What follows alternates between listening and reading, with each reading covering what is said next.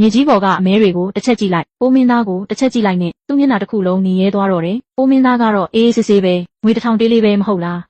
လို့ပြောလိုက်တယ်ကျမအံ့အားသင့်သွားတယ်ဒီဝက်ဝကြီးပုံတစ်ပုံတွေကငွေ1000တေးတောင်ရောင်းရတယ်လားဒါကငွေ1000တေးလေးပဲရသေးတာဒီမင်းသားရဲ့ပကြီးကားကိုတချို့လူတွေကငွေ1000တေးနဲ့တောင်ဝယ်ကြတယ်အဲ့ဒီစကားကြားပြီးအာနူကစိတ်တက်ကြသွားတယ်အမဲတွေကိုတောင်မခွဲယူချင်တော့ပဲစိတ်ပြက်လက်ပြက်နဲ့ပြန်သွားခဲ့တယ်ကျမကတော့အယမ်းပျော်နေတယ်ညနေကျတော့စက်သားဟင်းတင်မကပဲဝက်တောင်ကြီးကိုလည်းချက်လိုက်တယ်ညရောက်တော့စပွဲပေါ်မှာစာရွက်တွေဖြန့်ထားပြီးကိုမင်းသားကိုထိုင်ဖို့ဖိတ်လိုက်တယ်ကိုမင်းသားကမေးတယ်ဒါတွေဘာလို့ဖို့လဲကျမကအားတက်တရောပြန်ဖြေလိုက်တယ်မင်းသားဆွဲတဲ့ဝက်ပုံကဒီလောက်တန်ဖိုးရှိတာဆိုတော့ဒီညနောက်ထပ်နည်းနည်းထပ်ဆွဲရအောင်လေဒီတစ်ခါတော့နွားပုံဆွဲရအောင်တပုံကိုငွေ2000တေးနဲ့ရောင်းမယ်အရင်ဆုံးအပုံ100လောက်ဆွဲလိုက်ရအောင်ကျမကအတွက်အချက်မတက်ဘူးဒီလောက်ပတ်စံအများကြီးရရင်ဘယ်လောက်ပျော်ရမလဲဆိုတာတော့မစင်စားတတ်တော့ဘူးကိုမင်းသားကတော့မျက်နှာမကောင်းတော့ပဲကျမကသူ့ကိုပကြီးဆွဲဆက်လို့သဘောထားနေသလိုအကြည့်နဲ့ကြည့်နေတယ်အဲ့ဒီနောက်နှင်းတွေ3ရက်ဆက်တိုက်တဲတဲမဲမဲကြားခဲ့တယ်ကျမတို့3ယောက်သားလည်းအိမ်တကားပိတ်ပြီးအိမ်ထဲမှာပဲအရသာရှိတဲ့စားစရာတွေချက်စားရင်အချိန်ကုန်ခဲ့ကြတယ်ကျမကဝက်တောင်ကိုတီးတယ်ငါးကောင်းဟင်းချက်တယ်ငွေစားအဖေအတွက်လည်းအရက်ဝယ်ပေးခဲ့တယ်ကိုမင်းသားလည်းစိတ်ကြည်လာလို့ကျမကသူနဲ့အတူထိုင်ပြီးအရက်တောက်ပေးခဲ့တယ်တိတ်မကြခင်မှာပဲငွေစားအဖေအရက်မူးသွားပြီးကိုမင်းသားကိုဆွဲထားက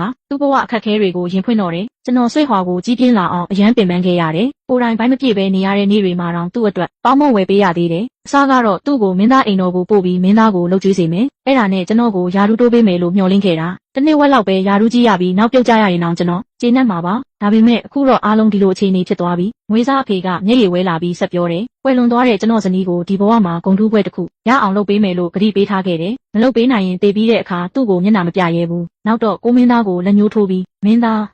မင်းလည်းတကယ်အားမရစရာကောင်းတယ်ကိုကိုအကွက်ဆင်ခံရတာသိနေသေးတာတော့အပြစ်ကင်းကြောင်းမရှင်းပဲဒီတောင်ကြားထဲမှာလာပုံးနေတာဘာလို့တာလဲကိုမင်းသားရဲ့မျက်နှာကိုကြည့်လိုက်တော့သူဒေါသထွက်နေပြီးမျက်နှာလည်းမကောင်းတော့တာကိုသတိထားမိတယ်ဒါနဲ့ကျမကအမြန်ပဲမွေးစားအဖေကိုအရက်နှစ်ခွက်ထပ်နှက်ပေးလိုက်တယ်တိတ်မကြခင်မှာပဲမွေးစားအဖေကလုံးဝအိပ်ပျော်သွားတယ်ကျမကကိုမင်းသားကိုပြုံးပြီးပြောလိုက်တယ်မင်းသား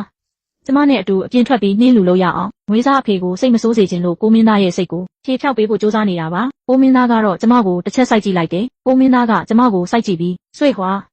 ဒီမင်းသားနဲ့မင်းရဲ့မွေးစားအဖေကြားမှာတယောက်ကိုရွေးရမယ်ဆိုရင်ဘသူ့ကိုရွေးမလဲကျမကခေါင်းကုန်ထားပြီးချက်ချင်းမဖြေဝင်ဘူးသူထပ်ပြီးဒေါသထွက်သွားမှဆိုလို့ပါဒါပေမဲ့နောက်ဆုံးတော့တတိမွေးပြီးပြောလိုက်တယ်မွေးစားအဖေကကျမကို9နှစ်တောင်ကျွေးမွေးပြုစုခဲ့တယ်ကျမကသူ့အိမ်မှာအစားအစာမရေမတွက်နိုင်အောင်စားခဲ့ရတယ်ဒါပေမဲ့မင်းသားအိမ်တော်မှာတော့တနက်ပဲစားဘူးလေတနက်စာရဲ့ကျေးဇူးက9နှစ်စာကျေးဇူးကိုဘလို့မှမမီနိုင်ဘူးကိုမင်းသားကအဲ့ဒီစကားကြတော့ဒေါသမပြေသေးပဲထိုင်ကုန်ကိုတွန်းဖယ်ပြီးအပြင်ကိုထွက်သွားတယ်နှင်းလူဘာလို့မှလဲနှင်းလုံးပြစ်တန်းပဲကစားကြမယ်ကျမကတော့နှင်းလုံးပြစ်တန်းကစားရတာအရန်ကြိုက်တယ်ကိုမင်းသားကကျမကိုနှင်းလုံးတွေနဲ့ပြစ်တယ်ကျမကသူ့ကို3ချက်တောင်အလျှော့ပေးခဲ့ပြီးမှနှင်းလုံးတစ်လုံးနဲ့သူ့နဖူးကိုတက်တက်ထိသွားအောင်ပြစ်လိုက်လို့ဖူကြီးတစ်ဖူထွက်သွားတယ်ကိုမင်းသားကနဖူးကိုဖိကန်ရင်နှင်းထဲမှာရက်နေပြီးဆွေ့ဟွာ3ရက်တိတိဒီမင်းသားမင်းကိုစကားမပြောတော့ဘူး